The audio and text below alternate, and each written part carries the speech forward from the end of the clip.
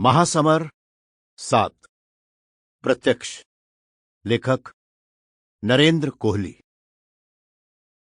1।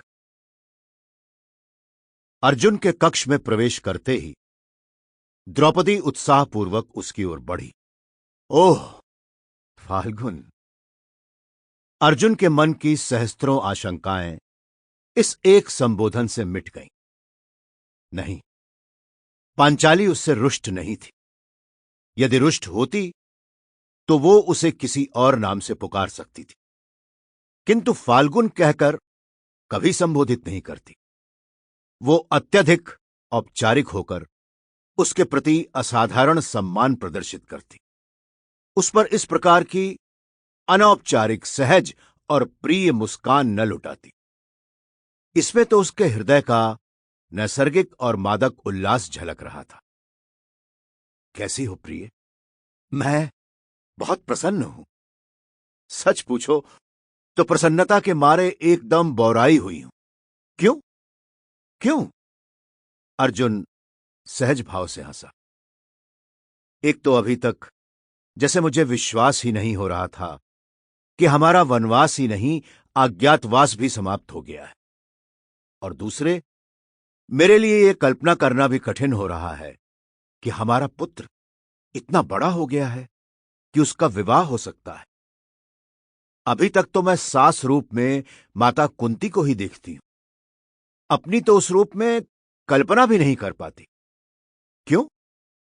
किसी समय की वधू ही तो अवसर आने पर सास बनती है।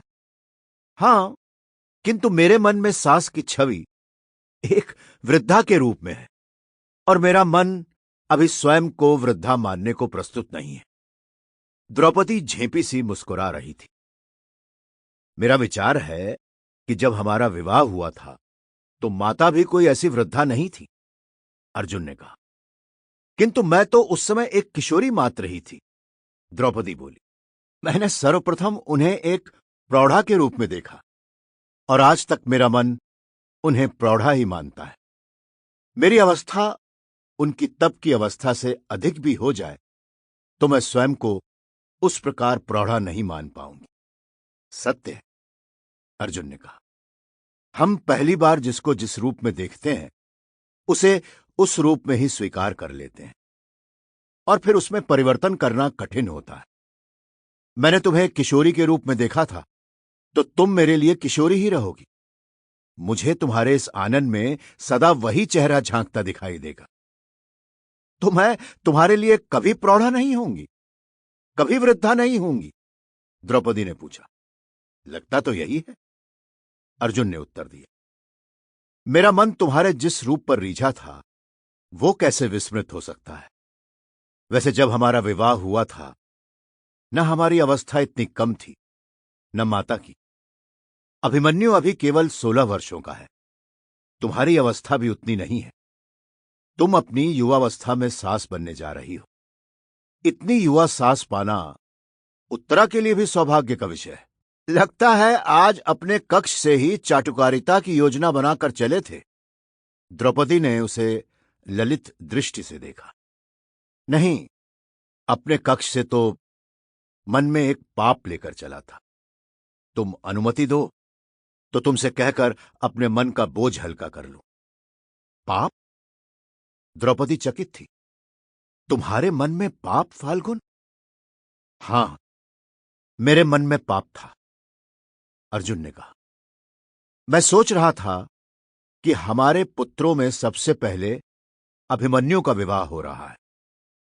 वो न तो अपने भाइयों में सबसे बड़ा है, न ही तुम उसकी जननी हो।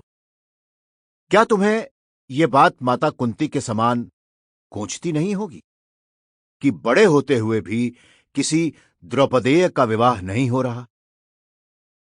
द्रौपदी ने अर्जुन की बात सुनी और चुप रह गई। वो तुम्हारा पुत्र न कहकर द्रौपदेय तथा सुभद्रा का पुत्र न कहकर सौभद्र कह रहा था। वो उसे देखती रही और मन ही मन विचार करती रही। Sample complete. Ready to continue?